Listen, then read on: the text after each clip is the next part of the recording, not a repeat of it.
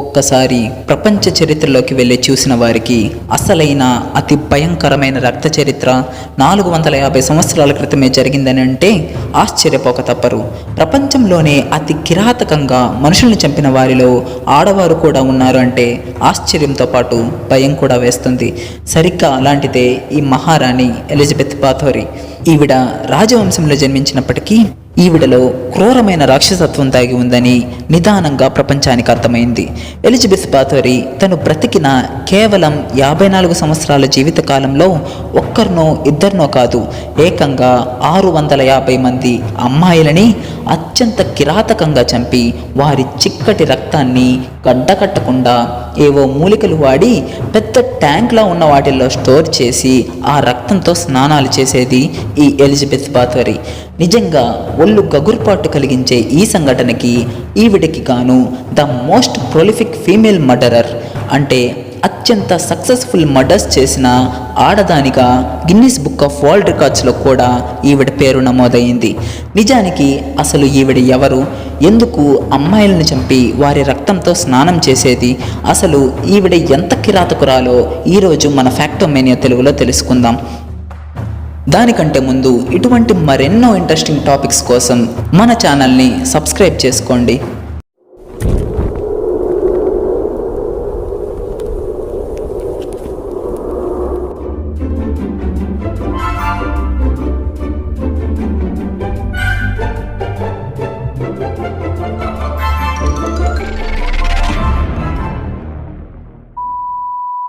ఐరోపా ఖండం అంటే యూరప్ కాంటినెంట్లోని హంగేరీ అనే దేశంలో జార్జ్ బాథోరీ అనే రాజుకి ఆగస్టు 7, 1560 సంవత్సరంలో ఈ ఎలిజబెత్ బాథోరీ జన్మించింది. హంగేరీ దేశంలోనే the most powerful Protestant Christian కుటుంబాల్లో వీరి కుటుంబం కూడా ఒకటి. ఆ రోజుల్లో ఎలిజబెత్ బాథోరీ చాలా తెలివిగా ఉండేది. ఆ రోజుల్లోనే బాథోరీ చాలా విద్యలు నేర్చుకోవడంతో పాటు హంగేరియన్, స్పానిష్, జర్మన్ వంటి భాషలను అనర్గళంగా మాట్లాడేది. మరొక ఆశ్చర్యకరమైన విషయం ఏమిటంటే హంగేరీ దేశం మొత్తం మీద ఒకే ఒక అందమైన అమ్మాయిగా ఎలిజబెత్ బాథోరీని చాలా పుస్తకాల్లో రాశారు. చిన్నప్పటి నుండి ఎలిజబెత్ బాథోరీ విచిత్రంగా ప్రవర్తించేది, చాలా కోపంగా ఉండేది. 1570లో ఒక రైతుని ఈ ఎలిజబెత్ బాథోరీ ఇష్టపడింది. ఫలితంగా తను గర్భవతి అయ్యి పుట్టిన బిడ్డను ఆ రైతుకే ఇచ్చి అతన్ని దూరంగా పంపివేసింది. ఈ విషయం తన గదిలో ఉండే పనివారికి తప్ప ఎవ్వరికీ తెలియకుండా జాగ్రత్త పడింది. ఈ సంఘటన జరిగిన నాటికి ఆవిడ వయస్సు 13 సంవత్సరాలు. అదే సంవత్సరంలో వయసులో తనకంటే 10 సంవత్సరాలు పెద్దవాడైన కౌంట్ ఫెర్నెస్ నదాస్ది అనే ఒక గొప్ప కుటుంబానికి చెందిన గొప్ప ధనవంతుణ్ణి ఘనంగా పెళ్లి చేసుకుంది. పెళ్లి చేసుకున్న తరువాత కేటా అనే ఒక రాజభవనంలో ఈ దంపతులిద్దరూ నివాసం ఉండేవారు. ఆవిడ జీవితం ఈ కోటలో 30 ఏళ్లు గడిచింది. ఈ 30 ఏళ్ల వ్యవధిలో తన క్రూరమైన ప్రవర్తనను బయటపెట్టడం మొదలుపెట్టింది ఎలిజబెత్ బాథోరీ. తన భర్త అయిన ఫెర్నెస్కి యుద్ధం చేయడంలో మంచి నైపుణ్యం ఉన్నప్పటికీ ఒక్క అక్షరం కూడా చదువుకోలేదు. ఈ కారణం చేత అతను కూడా బాథోరీతో కలిసి ఒక వింత పశువులా ప్రవర్తించేవాడు. దానివల్ల తన భార్య చేసే క్రూరమైన చర్యలను చూసి ఆనందపడమే కాక ఇంకా కఠిన శిక్షలు ఎలా వేయాలో సలహాలు ఇచ్చేవాడు. అయితే ఫెర్నెస్తో వివాహమైన 10 సంవత్సరాల వరకు కూడా బాథోరీకి పిల్లలు లేరు. కానీ ఈ భార్యాభర్తలిద్దరూ పిల్లల కోసం క్షుద్ర శక్తులను పూజిస్తూ పశువులను బలి ఇచ్చి రక్తాన్ని నైవేద్యంగా పెట్టేవారు. ఫెర్నెస్ ఇంట్లో ఉన్నంతసేపు బాథోరీ పద్ధతిగా నడుచుకునేది. కానీ అప్పట్లో ఐరోపా ఖండంలో పదే యుద్ధాలు జరిగేవి కాబట్టి ఫెర్నెస్ చాలా రోజులు యుద్ధాల్లోనే ఉండేవాడు.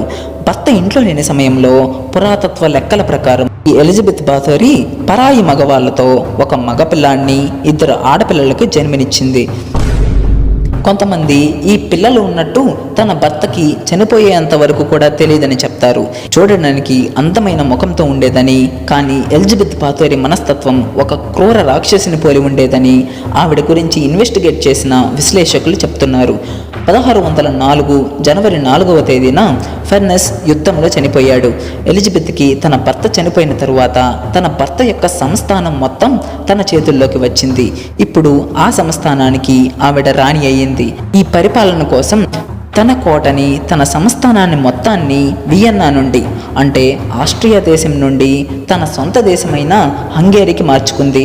తన భర్త ఇంటి పేరైన నదాస్దీని తొలగించి తన పుట్టింటి పేరుతో తన పేరుని ఎలిజబెత్ బాథోరీగా ప్రకటించుకుంది. 25 సంవత్సరాలు దాటిన ఎలిజబెత్ బాథోరీకి తన అందం ఇంకా నిలవదేమో అని, తను ముసల్దాన్ని అవుతానేమో అన్న భయం మొదలైంది.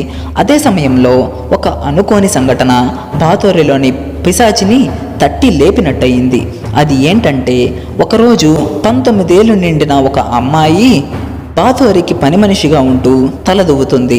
అదే సమయంలో తన వెంట్రుకలు ఊడి దువ్వెనలో చిక్కుకొని ఉండడం చూసిన బాథోరీ కోపంతో క్యాండిల్ స్టాండ్తో ఆ అమ్మాయిని భుజం మీద బలంగా కొట్టింది.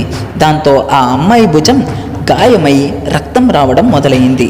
అలా వచ్చిన రక్తం బాథోరీ చర్మం మీద పడింది. ఇలా కొంతసేపు ఆ పని అమ్మాయిని తిట్టి ఆ ఆరిపోయిన రక్తాన్ని కడుగగా ఆ రక్తం పడిన చోట చర్మం ప్రకాశవంతంగా యవ్వనంగా బాథోరీకి కనిపించింది. దాంతో ఎలిజబెత్లో ఒక కొత్త ఆలోచన మొదలైంది. అదే, యవ్వనంగా ఉన్న అమ్మాయిల రక్తంతో స్నానం చేస్తే తను చిరకాలం యవ్వనంగా ఉండవచ్చునేమో అని. అంతే, ఆ ఆలోచన తరువాత బాథోరీ తన దగ్గర పనిచేస్తున్న ఆడవాళ్ళని కత్తులతో పొడిచి రక్తాన్ని ట్యాంక్స్ లాంటి డ్రమ్స్లో పట్టి స్నానం చేసి ఆనందించేది. అదే సమయంలో యానా డారులా అనే ఒక మాంత్రికుణ్ణి తన సహాయకారుడిగా నియమించుకుంది. వీరిద్దరూ కలిసి చేసిన క్రూర చర్యలు అన్నీ ఇన్ని కావు. బాథోరీ తన వద్ద పనిచేసే వారిని కానీ, తన రాజ్యంలో ఉన్న అమ్మాయిలను కానీ ఒక గదిలోకి పిలిచి వారి చేతులను తలను నరికేసేది. ఇలా నరికిన ఆ చేతులను తలలను తను స్నానం చేసే తొట్టి అంటే బాత్ టబ్ పైన వేలాడదీసేది. ఆ వేలాడిన చేతులు తలలలో నుండి రక్తం కారుతుంటే కింద పడుకొని మహా ఆనందపడేది. కొన్నిసార్లు ఆ అమ్మాయిల పచ్చి మాంసాన్ని మగవారి చేత తినిపించేది. ఆడపిల్లల శరీరానికి గాయం చేసి ఆ గాయాలకి తేనె రాసి గొలుసులతో కట్టి చీమలను వదిలేది. తేనె కోసం వెళ్ళిన చీమలు గాయాలని కుడుతుంటే వాళ్ళు అరిసే అరుపులకు రాక్షస ఆనందం పొందేది.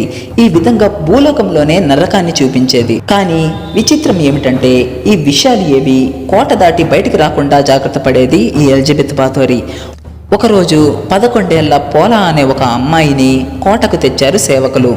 అక్కడి విషయాన్ని ముందే అర్థం చేసుకున్న పోలా కోట నుండి తప్పించుకొని కోటలో జరుగుతున్న ఆకృత్యాల గురించి బయట ప్రపంచానికి చెప్పేసింది.